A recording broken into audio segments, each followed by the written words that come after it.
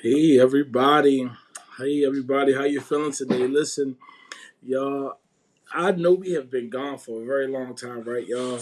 I just want to say, right, I'm happy to be back here with you guys, and I'm just so ready to reflect, right? Listen, it has been a great journey for us to um, do our reflection podcast. We went on like a sabbatical, right? That's what everybody tells me. We went on a sabbatical, but we are back here today. We got a very special guest. And she is so ready to reflect with us, right, y'all? So if you are ready to reflect, I need you right now to put "Let's Reflect" in the chat right now. Come on, y'all. I need everybody to like, share this with their friends. Tag a couple of people in here for a couple of seconds. And our very special guest, Kate, is in the building. How you feeling today, Kate? I'm good. How are you?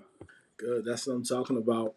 Um, listen, it was so funny how we met, right? It was so. Very. We were just out, right? We were just out, and everybody tells me this, Kate. I can talk to anybody. I don't know why. Like it's just it's a blessing, I guess, I have from the Lord. I can literally talk to anybody, and like God really like connected us in a sense. You see what I'm saying? Like Very for us much to, so. yeah, it was amazing because I didn't even expect for you to be a believer. And so I'm just like, you know what? Let's have a conversation. Boom, and we had a great conversation. And she started talking about the Lord, and y'all know what happens when Sam started talking to the Lord, started talking about the Lord and different things like that. We're gonna be here forever. We're gonna be talking and talking. But she was at work, so we couldn't talk too much, right? And I invited her over to the podcast because I loved her story. I love her spirit of who she was and um what she stand for. So I feel like that was amazing. Just connecting with you. So listen, y'all, let's try to give Kate a round of applause in the chat for us. And I'm gonna let her take the floor, and she's gonna talk to you guys about who she is and different things like that. Okay, tell us about yourself. All right. So I'm Kate. I'm 20 years old. I'll be 21 in a week. Okay. Um, I was born and raised here in Maryland. I'm one of two kids. My parents split when I was 13, but growing up, my sister and I were raised Catholic. And then like when we got to the age that like sports came into play, we kind of came C&E people. We would only go on Christmas and Easter. And then when sports really started to take precedent in our lives, we kind of broke away and just were focusing on sports every weekend. That was just our thing. My sister and I both huge lacrosse players, so that was our life every weekend. Um, and then we both were in public school, and my parents didn't like the public school system anymore, so they felt a calling to pull us out and put us in private school. And that's really kind of where my love for just any faith, but my faith specifically, grew.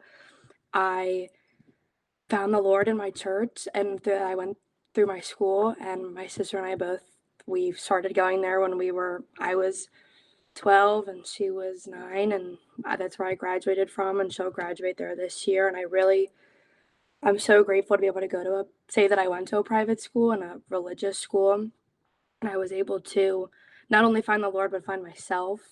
Because I think if I would have kept going to private school or public school, I really wouldn't have. Um, but yeah, I, right when I graduated, I was like, I'm going to keep going. I'm going to be immersed in this community. And it only took like 2 months after I graduated. I was like, I just don't resonate with this anymore. Um, and then I would say like 18 months ago, I found the church that I go to now, and I fell in love with it. I love where I go. I'm so proud of where I go. I feel at home where I go. And I got baptized 2 weeks ago, which was awesome.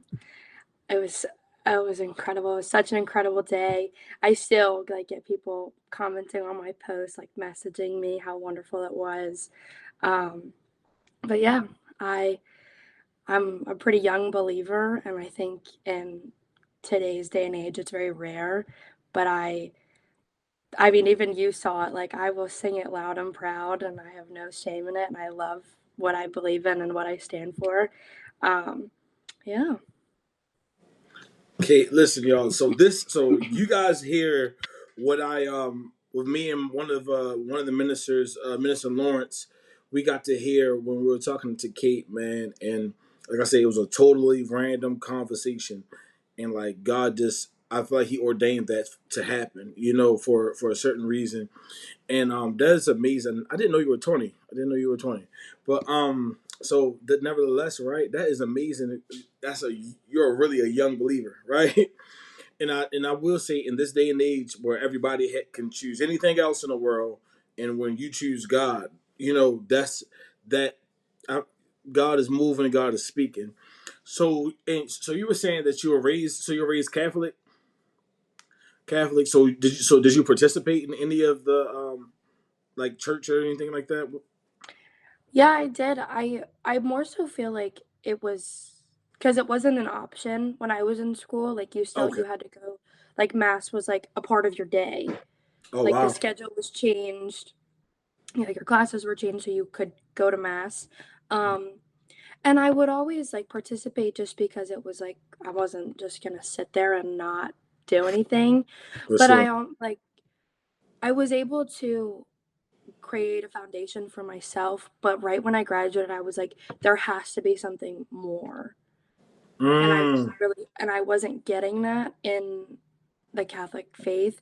I also I feel it was so hard, and a lot of people that are my age that I went to school with, it's really hard to resonate with something when you're one of the youngest people in the building by 50 years. Yeah. Okay. For sure. Because like the Catholic faith, it's not a dying faith, but it is a very older faith. So a lot of younger kids they don't understand it, and it's very hard to understand. Just like sitting through a mass that is so uniform, Yeah. that is like a non-denominational church, which is what I go to now. Like it's so undefined. Your day can be a million things. In a Catholic church, it's like there's it goes in a specific order and it doesn't stray from that. Yeah. But I was raised Catholic, and like I said before, like I immediately, right when I graduated, and I didn't have to go to church, Right. I was Okay. like, I need something more. And I knew I was being called to more, but it was like, what is more? Yeah. So can we go back in your journey? Well, you kind of explained it, but so I remember you saying that you and your sister, you guys went to the Catholic church, and it was like a I guess a period of time after you didn't graduate, that yeah, that you wasn't forced to go to church at this point, right? Because a lot of us are. I feel like everybody's kind of not forced, but like I would say compelled, right? Means force, but so it's kind of so it kind of wasn't like an option. But what made you say, "Hey, I'm going to go against the normal for Would you say that's a normal for your family?" It was for sure. Like Yeah, my grandmother, my great aunt, my great uncle, like they all went to Catholic school, just my sister and I, and they still go to Catholic services. And it's not that I won't go, it's just I don't find as much peace as I do in my church. And yes, I really like it was a huge leap of faith to be like, I'm not going to Catholic church anymore. yeah, Because it's so nobody else in my family really had like gone against the grain and went to a different sort of church, and I did it, and as much as it was like a huge decision to make, just because I felt I wasn't ashamed of it. Maybe I was in a sense, just because it wasn't what my family had grew up doing, but I love where I go now, and I am not the youngest person in there by decades. yeah. Like there's people It, my age and like my friends, and I've had such an amazing community there, and it definitely was a big change for me because I'm like, where why is he wearing regular clothes? Why isn't he in a garment? Why am I not taking the blood and the bread? So that was a huge transition for me. But once I kind of got over that like hump yeah. and that speed bump, I was like, okay, this is where I find home. Yeah, so wow, so you're the pave way maker for your family, and that's amazing because I feel like it's so hard to break away from, I would say, tradition, because a lot of times we're taught, they say we're taught religion, but it's like it's just a tradition that some people would say that we're taught. And I think that finding the way that works for you, the truth, you feel me, that works for yourself, is one of the, is a hard part. I haven't dealt with it family wise because I grew up in the Christian church, but with my friends, and certain family members and different things like that. How was it when you told your friends that you went to Catholic school with, that, hey, you know what, I'm no longer going to Catholic school. I found a church home that resonates with me so much more. Like, how was that transition for you? I think for a lot of them, it was a shell shock, mainly Wow. just because it's very all of the families that I like grew up in school with, like their parents go to the church that I went to school for, or like even my old teachers that I keep in contact with, like when I told them I stopped going to Catholic service, they were definitely a little shocked just because I think there's like an expectation that when you grow up in that sort of denomination and that environment, that you just feel obligated to stay. Yeah. And I didn't, and I mean, it definitely was a shock for a lot of the people in my life, but everybody was very understanding. And even the day that I got baptized, I had so many friends and family come, and so many of them like, this is so different, but I love it. Yeah. Like I had so many of my friends text me, and they were like, that church is that's like a new beginning for Did you you. get some people to come with you, or no? I had my parents and then my sister, and then I had like 11 friends with me. Yeah.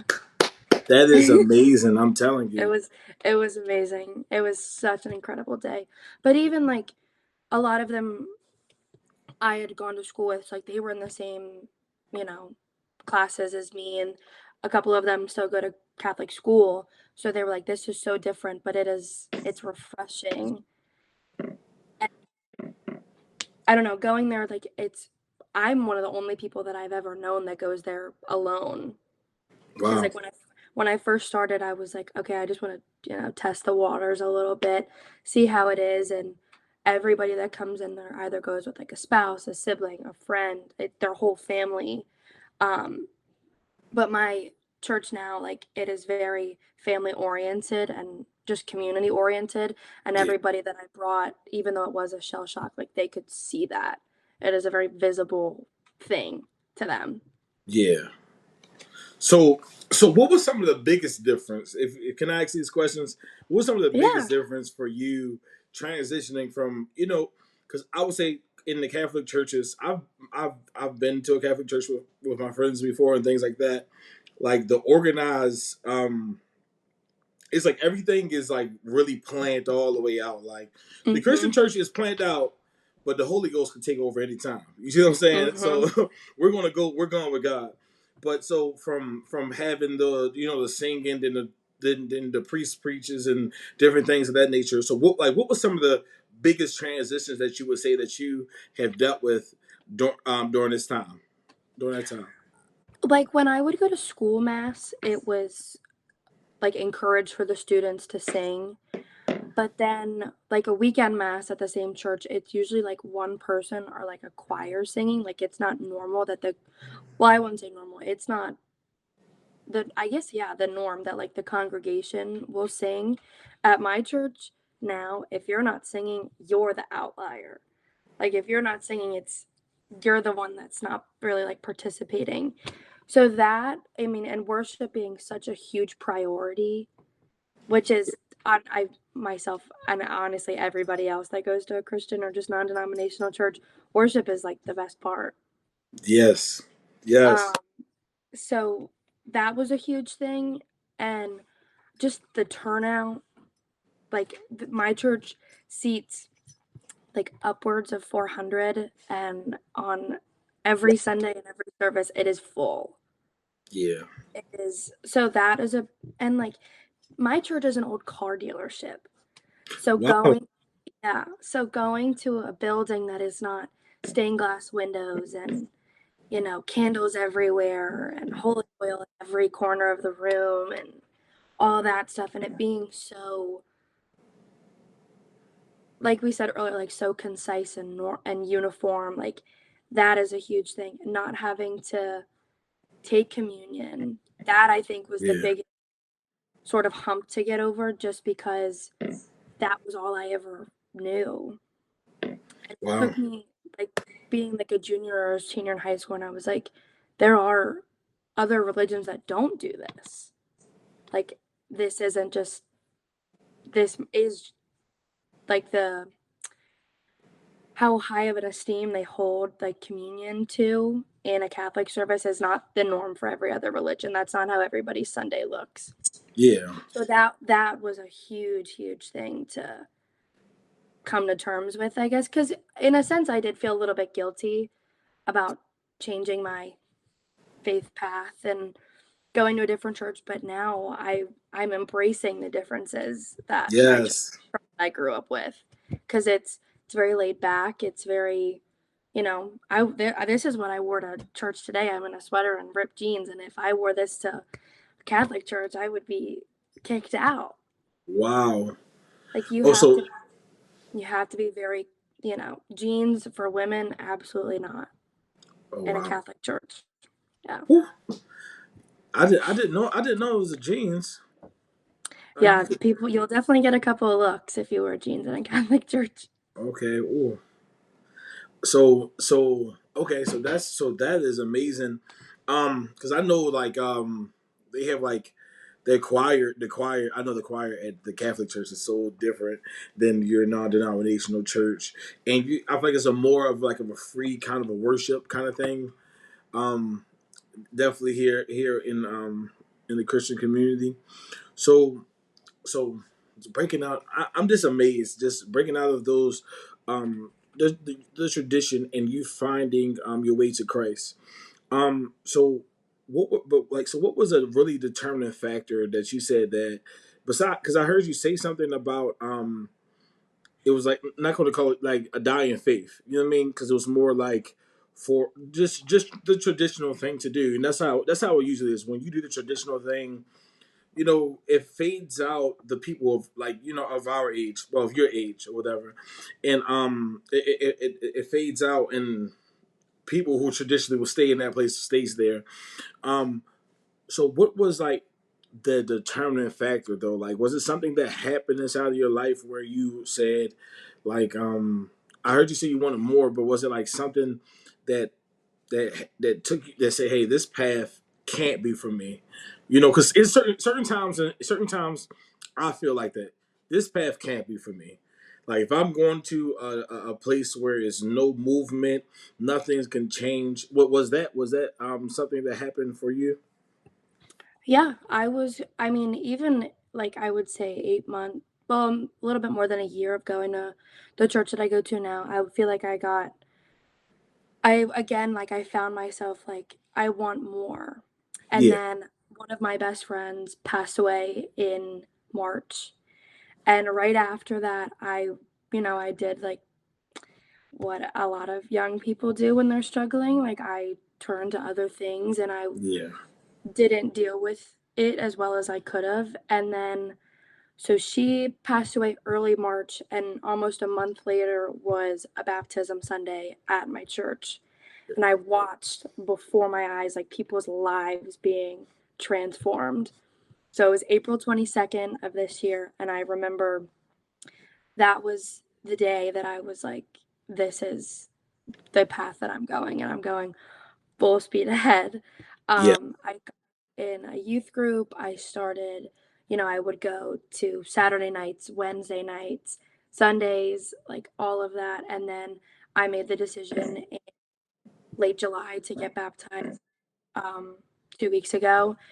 yeah, And, you know, death that hits so close to home, I think can really cause a lot of people to, take terrible and irreversible steps in their life.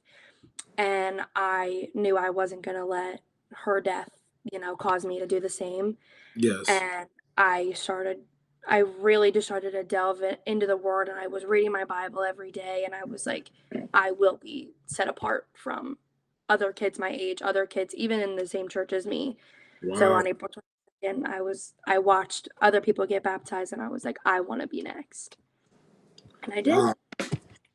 When I tell you that is huge, enormous, like that shows really big faith. And I want to say this: I'm sorry for your loss and different things like that. I Thank you. send my condolences to you and your family. And I tell you that I'll say like so. My family, my dad, he was apostle before he passed away, man. And it's a song. And my mom, she's a pastor, and it's a song that like I forgot his name. Chris Brown, not Chris Brown the singer, but I think it's Chris Brown for gospel. I think it is, or Steve Blake or something like that. I forgot his name, right? But it said it's about now I'm talking to Jesus. Now I'm talking to Jesus, and but it is like it talks about how their mom, like how his mom brought him to the faith, and how he I'm sorry, I don't want to say it wrong. How he's going to be talking to Jesus for the rest of his life or whatever. And I feel like this is kind of like one of those staples inside of your life that you didn't let your circumstances hold you back and turn to different devices and different things like that, which a lot Right. of us have done. You see what I'm saying? You chose to say, "Hey, listen, I'm going to talk to Jesus. I'm going to find a way to. I'm going to find a way to connect and make sure I'm okay." And you turn to the faith, and I feel like that takes in this generation it takes a big tremendous amount of faith, and I want to keep saying that to you because that I feel like it's not hard to do, but we make it so hard to do at times because it's so easy to choose all the vices that our friends have chose, but I'm so glad that God moved on your heart and moved on you to come on and come into the kingdom, man. Because yeah, a lot of us are lost out here. A lot of us are just lost, and we don't. Very. And it's like I said, it's so easy for us to listen. You're 20 years old, but it's I was 20 years old one time. It's so easy to go turn out. It's so easy to go, have kids out of wedlock. It's so easy to do, turn to drugs and different things like that. But for you, I'm just so happy to hear your story at 20 years old.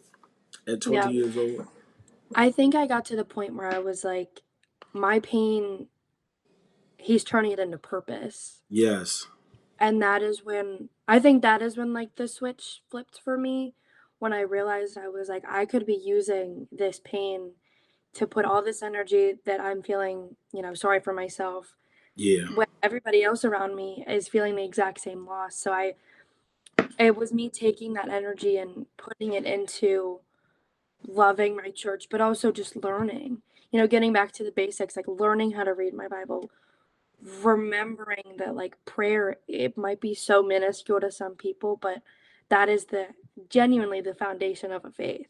yes, So learning, and not being ashamed to ask questions and not being ashamed to ask for prayer, and like even like my friends that I know that like I share the same thoughts and opinions and beliefs with, I would text them and I'd be like, what are you thinking about this, like read this verse and tell me what gather from this, like how do you interpret this. So it was like really getting back down to the basics, but again like letting my pain be turned into purpose. yes. So I'm so happy. I'm so happy that you said that. Listen, you okay. What is I just can I ask you a couple of questions. Sure. So every Sunday when you go to church, I'm pretty sure I feel like you're a note taker, right? Mm-hmm. I can tell. I feel it. I feel like you're a note taker, and I say so. How do you apply these teachings that you're getting now differently from the one that you were getting when you were following the Catholic faith? I feel like now I do it for myself, and before I Mhm. was doing it for a grade Oh because like wow. religion class was like that was a part of my curriculum. Like I took 1 to 2 religion classes a year. So now I'm not just doing it for my teachers, I'm not just doing it to check off a box and get a grade, but now I'm doing it for myself. And I could very easily just go to church and sit there and listen, but they have screens like in the front of the church, and when they have like whatever reading we're like reflecting on, or whatever reading is like pertaining to the sermon that day, it's on the bottom of the screen. And I always either like take a picture of it, or I'll just flip to that in my Bible and I'll just write down. And now it's like I reflect on those so often, because even if it is just like a little tidbit of knowledge, Yeah. it's another interpretation of the word, and that's just, it helps me understand, rather than reading a book that we had to get for school just to do my assignments. Okay.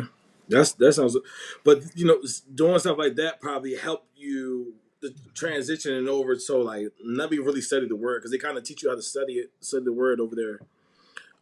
So how would you say that your Christian walk now has influenced your life? Like, was there a drastic change in the influence? Like you say, you just said you were doing it for a grade, but how has your Christian walk now influenced your life?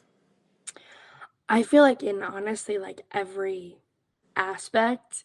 Like I think when people are like lukewarm, they Hmm. don't really like apply everything that you learn inside the building outside the building. Yeah. Um I will say I think the two biggest things is I've really changed the music that I listen to, and I've changed my language a lot. Oh. Those are probably the two biggest things. Um, and I guess like how often I pray, Hmm. because like before it was like, before a meal, right before I go to bed, but now it's like every 5 minutes. It's like whenever I have a chance, or like I like catch myself like listening to a voice that I shouldn't be, I'll like stop in my tracks and be like, okay, I need to say something. Yeah. I need to talk to my father, real quick Exactly. because Exactly. something But I not really right. think like cussing and the music that I listen to are my two biggest changes. Okay, then like it was okay. That's and listen, that is some big ones because Yeah. a lot of people won't admit it, right? But the music has a whole. I feel like music of today, especially, has a whole. No matter what genre, no matter who you're listening to, because I said this today in the message, right? I said okay, what you feed yourself will come out or whatever, right?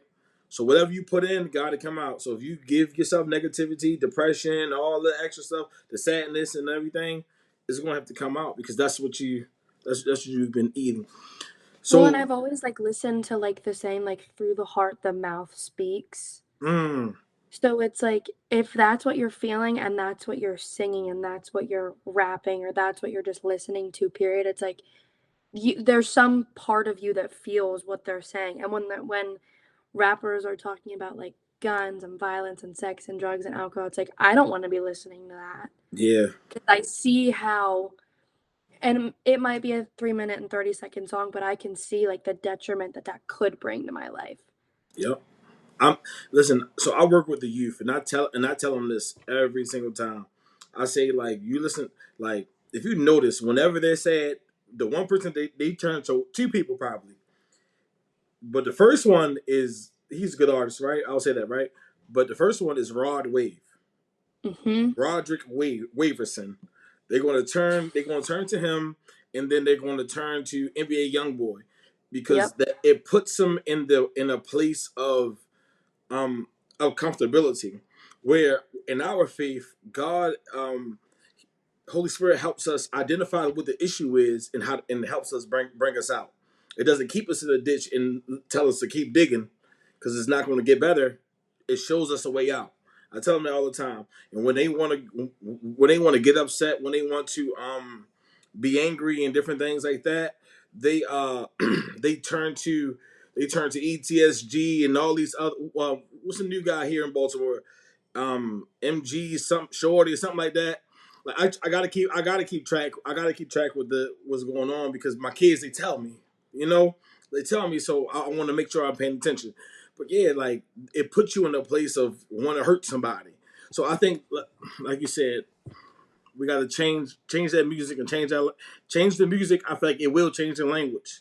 Read your Yes. Bible is going to change your language. You're gonna find more peace. All right, my bad. I had so okay. So is there some challenges that you have went through while changing your faith to help you maintain your faith? I think just like getting to the point of being unapologetic. Wow. Because I and we even touched on this a little bit earlier, like my generation, it is a leap of faith in itself to even say you're Christian Yeah. or to even just like be public about being a practicing Christian Hmm. because like and I feel like today's a perfect example. Like football takes precedent over most people's Sundays. I Yeah. myself, like sports took precedent over it. So it was like learning to set aside other things for my journey and like learning to be unapologetic and learning that I can't be out on like late on a Saturday night because I have to be up early for Sunday morning service. That's it. That's a big thing. And like so many people my age, like they won't go to church on Sunday because they're out partying late on a Saturday. So it's learning to like be okay with not learning to be okay with, not everybody's going to agree with me, but learning to be okay with just what I believe in and saying it loud and proud and being, concrete in my faith and not letting myself be like a lukewarm Christian like everybody talks about. Yeah. I definitely. What's happening, Jordan? My guy, Lawrence, Minister Lawrence, that was there.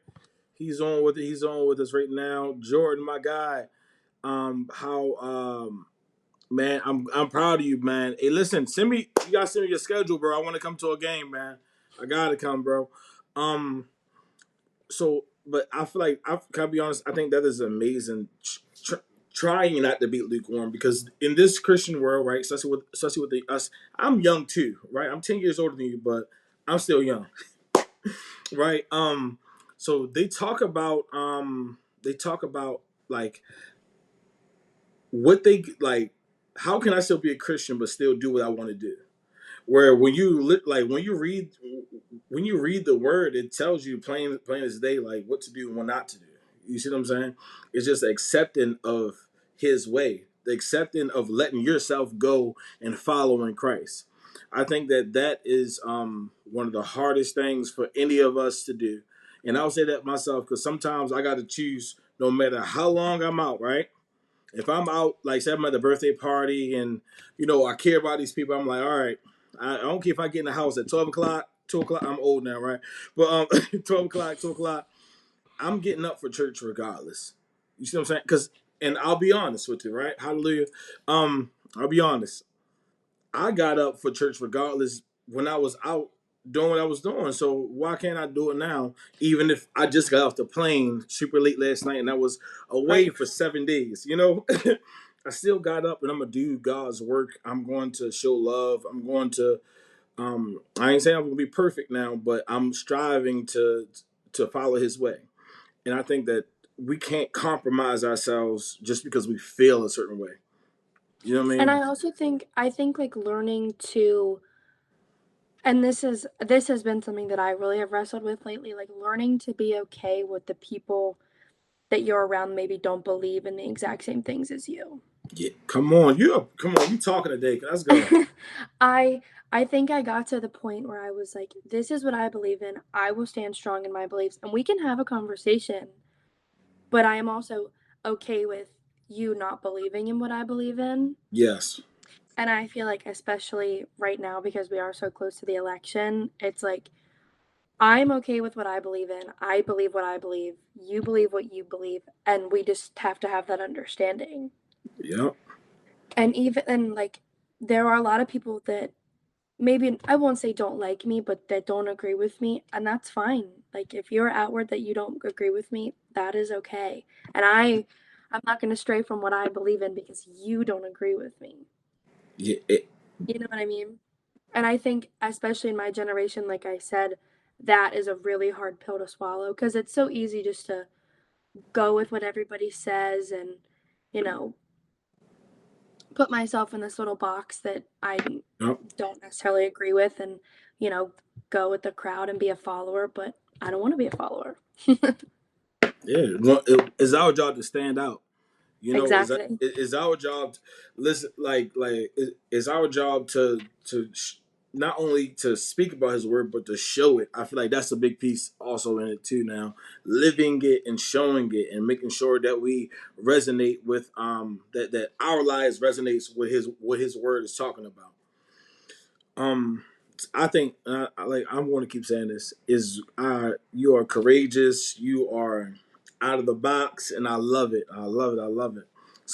So listen. So is there a story in the Bible that resonates with you like that and that you love that is like kind of a reflection of you or just a story that you love and just why?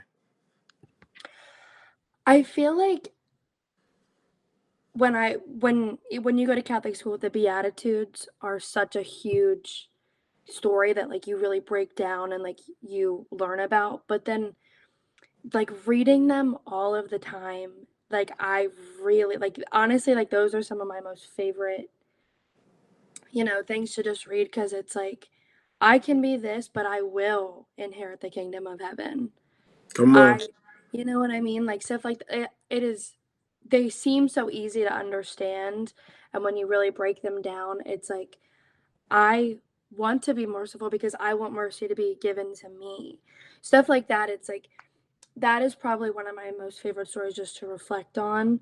But Yeah. even like the Songs of Solomon, like that is a huge book that kids my age should be reading Yeah. because that is one of the most intimate books of the Bible because it talks about the love between a man and a woman.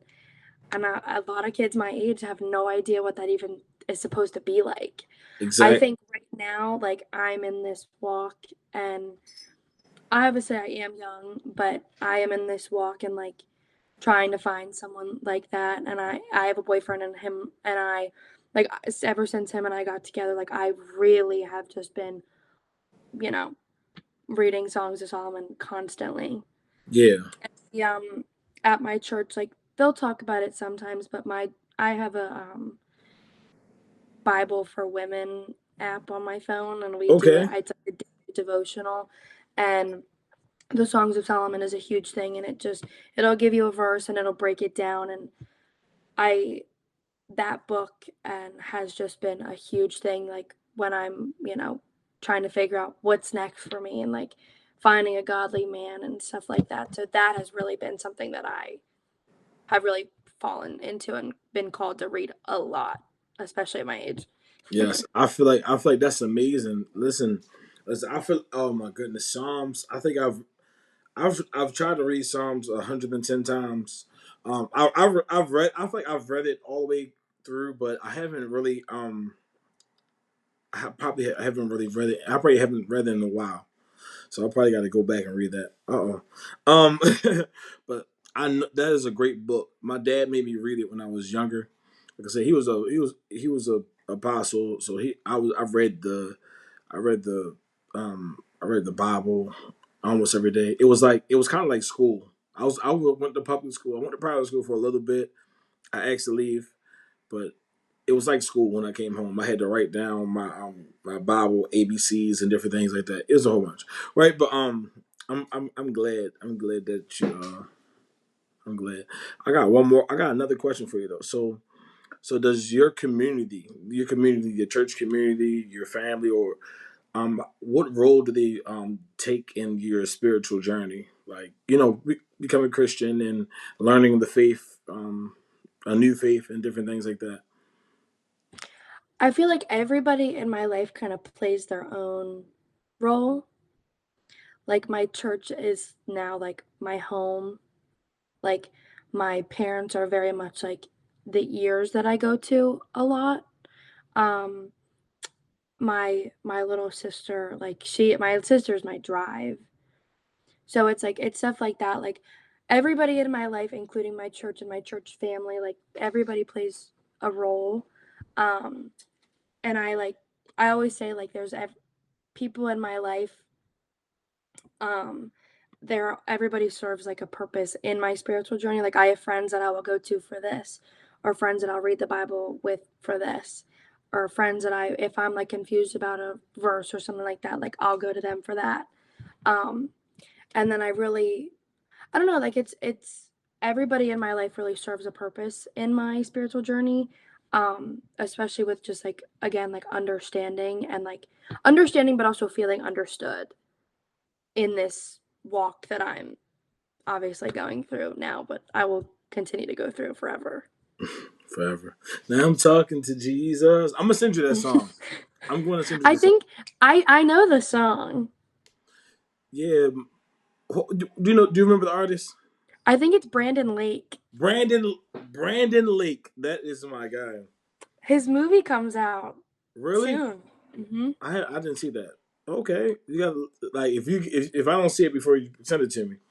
So so speaking of your community, so how do you? Because I know you spoke about it a little bit, but how does your how do you deal with like when people have that doubt sometimes and they question why you chose this? Like why? Like how do you deal with it and still remain faithful to your new walk with God? I feel like I do exactly what most people don't do. Like I feel like a lot of people just if they are presented with like someone that doesn't agree with them, they'll like go directly to scripture and be like, "Well, this is what you should believe in and this is why and this what book you should stuff like that." But I just say my story. Yes. And I will even people that like are completely unfaithful or are just so confused or they feel like they're so far off that path. I'm like I was there a year ago, 6 months ago. Like I was right there with you. Like Yeah. I also like I reassure people that it's okay to question. Like That's that is a huge thing. Like because I feel like the people that are the most, you know, they'll argue with you the most because they disagree with you the most are the people that were once like the most devout. wow. Okay. And the people that have like they're so far from what they used to believe in. And I get it a lot like at my work because people and it's okay like for people to not believe what I believe in and I will never shame them for not believing what I believe. But I've really gotten okay with asking, well, why don't you believe what I believe? And Yeah. they'll ask me the same thing and I'm like, you have to experience it to really have such a strong testimony. Yeah. And you have to and I think a lot of people, especially now, they're afraid of what they don't understand. Yeah. Or they think that it's supposed to be like you go one time and then you understand everything. And that's obviously not the case. But I've gotten to For a point where anything. right. And I've gotten to a point where I'm so okay with just explaining my testimony and giving people, my why. And I've gained a lot of people's respect because I used to be a doormat with it and I used to just let people walk all over me and let people oppose what I believe in and I obviously wasn't okay with it, but I didn't really know how to be okay with standing strong in my belief. And I will say within the last year, I've really broken out of that. And now I'm like, I have conversations with non-believers all the time, and I'm like, Yeah. give me your side and I'll give you mine, and then we can go our separate ways. I'm okay with disagreeing with you. Yeah. I feel like now that no yes that's definitely amazing. That like how you said you navigated tell your testimony. I believe it's a scripture in the Bible say how we're overcome by the power of our testimony, and that I feel like that is a very effective way of communicating with somebody who doesn't believe the same thing that we believe, and because it's not our job to argue with it. You know, what's the Bible say? Does it say? Oh, that's Proverbs. Proverbs it talks about how like don't argue with anybody. Like because if you argue with someone, you don't know who the fool is. So and I don't want to call him my fool, but that's what the word says. So Right. so I love how like you said that you navigated that. I'm storing that in my mind. I'm just letting you know that, okay? That you tell your testimony and you're not trying to tell him what the word says, because I feel like that is a very negative indication that you can do. Just try to feed somebody the word that they don't even know. You see what I'm saying? And it may offend them in a way. It may be the truth about Christ and who we follow, but what's the point of giving them something that they don't understand? So Right, and I think it's like even just like even now like for me like quoting scripture is so hard to understand, so it's like why would I try to use that as like ammunition or like my side of a story in an argument or in like a discussion about something that that person has no idea what I'm talking about or yeah, that language is so hard to understand. So it's like when it gets personal and I know that person, I think that is when, light bulbs start to go off and like I start to be open to the glory of what you and I believe in. yeah, that you blew my mind with that one today, Kate. You really blew my mind with that one. So, is there anything else that you want to add or say anything before we end? I, no, No. no, I'm not trying to cut it short or anything like that. But I think we gave him so much information, and I would love to bring you back on. Is that Sure. okay? One of these days, we're Yeah. gonna bring you back on with the group, and we're going. And I would like to dive deep in some different things about I would love to. Catholic and your Christian walk.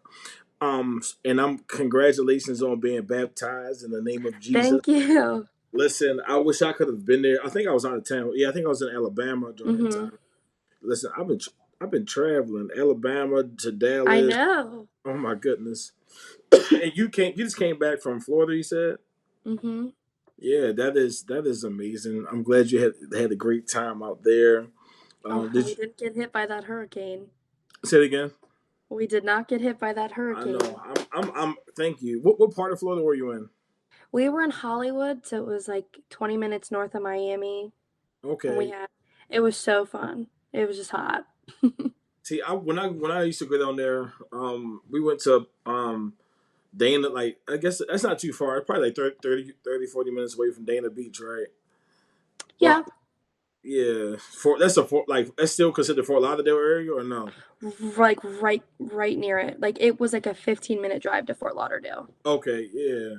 So yeah, I'm familiar with it a little bit. Just the Fort Lauderdale area, not Miami, not so much, but Fort Lauderdale area. But listen, y'all, I am so happy that you guys tuned in with myself, with Smitty and Kate today. I hope you guys enjoyed this discussion. If you guys got any questions, right? Any questions you want to ask Kate, I will make sure that she gets it and we prepare it for next time because I want her back on really soon.